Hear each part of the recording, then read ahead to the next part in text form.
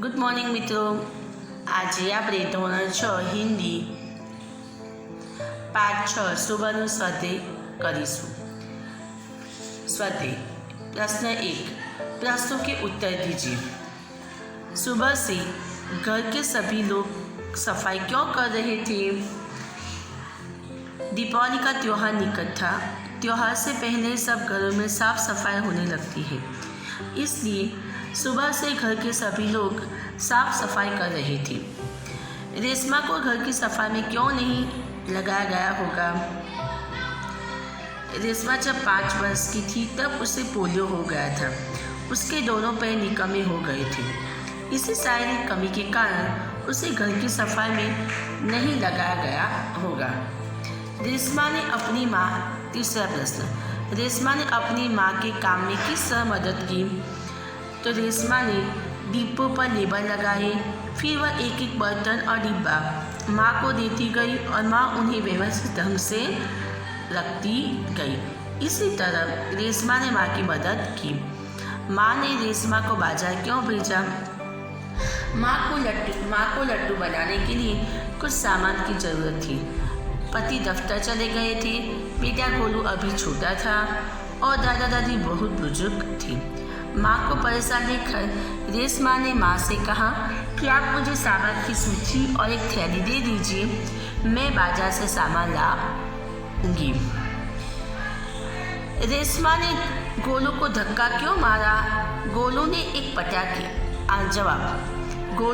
पटाखे को बुझा हुआ समझकर छोड़ दिया था. कुछ देर बाद उसमें से चिंगारियाँ निकलने लगी और गोलू को इस बात का पता नहीं था.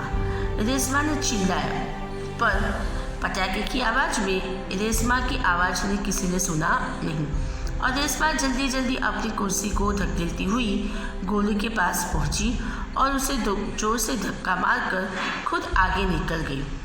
इसी समय पटाखा जोर से फूटा. इस प्रकार गोलू को पटाखे बचाने के लिए रेशमा ने उसे धक्का मारा.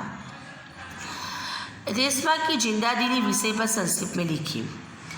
पोलियो के कारण रेशमा के पैर निकम्मे हो गए थे, लेकिन इस शारीरिक कमी का उसके मन पर कोई असर नहीं हुआ. वह अपने सारे काम स्वयं करती है. वह अपने काम के लिए किसी पर निर्भर नहीं रहती. घर के कामों में भी वह पूरी लगन से माँ का हाथ बटाती है. अपनी पहिएदार कुर्सी पर बैठकर वह बाजार से सामान भी ले आती है.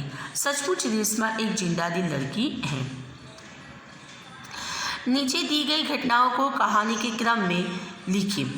तो पहલું વાક્ય કયું આવશે? આપણે અહીંયા જોવાનું છે.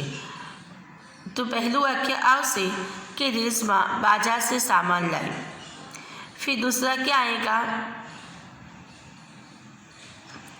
कि रेशमा के घर के दिए के झिलमिल प्रकाश से जगमगाने लगा. तीसरा वाक्य गोलू अपने दोस्तों के साथ पटाखे छुड़ाने में मस्त था. रेशमा ने गोलू को जोर से धक्का मारा.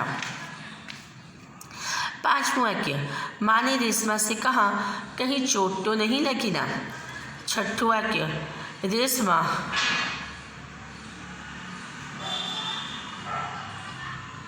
सबने रेशमा की पीठ थपथपाई. निम्नलिखित प्रश्न 4 निम्नलिखित मुहावरे के अर्थ देकर वाक्य में प्रयोग कीजिए. आँखों का तारा होना. आँखों का तारा होना यानी શું હોવું? बहुत प्यारा होना. बहुत प्यारा होना. बराबर છે. वाक्य तो आप एवी लखी सके छे कि रेशमा ए आखा घरना आँखों का तारा था. पूरे घर की आँखों का तारा था. हाथ बताना यानी काम में मदद करना. तो मैं अपनी मम्मी की हाथ बताती हूँ. पीठ थपथपाना यानी शाबाशी देना. घर के सभी लोग ने रेशमा को शाबाशी दी. प्रश्न 5 उदाहरण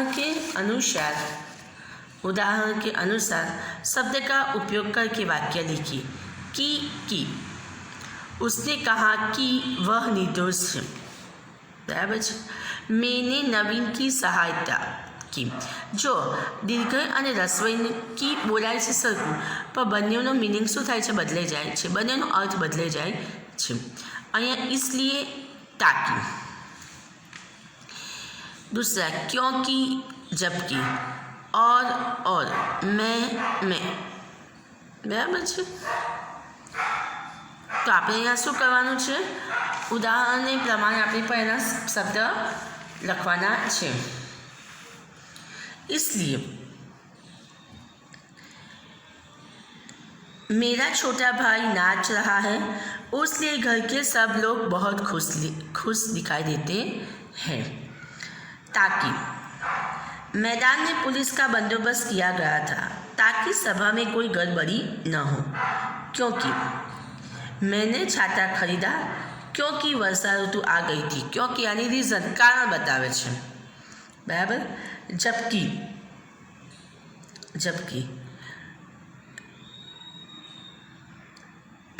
बेटी सावली है जबकि माँ बाप दोनों गोरे हैं. तीसरा और मैं आपकी ओर ही आ रहा था. और यानी ये बाजू, इस बाजू. और અને આ ઓર એટલે શું? બે માત્રા ઉપર હોય એટલે શું આવે? એટલે કે અને. मैं और मेरा भाई दोनों बहुत अच्छे हैं. मैं पढ़ता हूँ. मैं એટલે હું खुद. પછી બીજું मैं છે.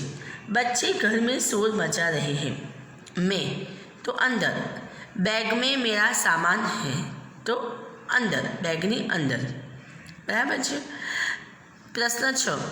नीचे दिए गए वाक्यों का वचन परिवर्तन कीजिए. पहलू, ऐसी कई घटनाएं मेरे साथ घटी है. तो એનું એક આવશે વચન પરિવર્તન. એટલે શું? પહેલું તો એક વચન અને બહુવચન. તો ઘટના એ. હવે ઘટના એ શું છે? બહુવચન છે. હવે આપણે એનું એક વચન તો શું આવશે? તો ઘટના. ऐसी कई घटना मेरे साथ घटी है. दूसरा वाक्य, परिचारिका ने मरीज की अच्छी तरह से देखभाल की. तो मरीज એ એક છે. બરાબર છે. મરીજ એ શું છે? એક છે. તો આપણે અહીંયા શું બોલવાનું છે? परिचारिका ने मरीजों की अच्छी तरह से देखभाल की. रात को मैंने सुंदर सपना देखा. तो मैंने એ એક વચન છે. હવે આપણે શું કરવાનું છે? બહુવચનમાં ફેરવવાનું છે. तो रात को हमने सुंदर सपने देखा. चौथों, भूकंप का झटका आया फिर भी मैं नहीं घबराया. झटका. तो झटका एक वचन છે. तो આપણે બહુવચનમાં કરીશું. तो भूकंप के झटके आए फिर भी मैं नहीं घबराया. ब. नीचे दिए गए शब्दों को चित्र में शब्द के क्रमानुसार लिखिए. तो આપણે પહેલું શું આવશે? અંગોર. બીજું આકાશ. ત્રીજું તુફાન. ચોથું નિર્દોષ. પછી ભૂકંપ, મરીજ, મહેનત, શ્રેષ્ઠ અને સુંદર. બરાબર છે. અહીંયા સુધી આપણે સ્વાધ્યાય શીખ્યા. તમને બધાને સમજમાં આવી ગયું હશે.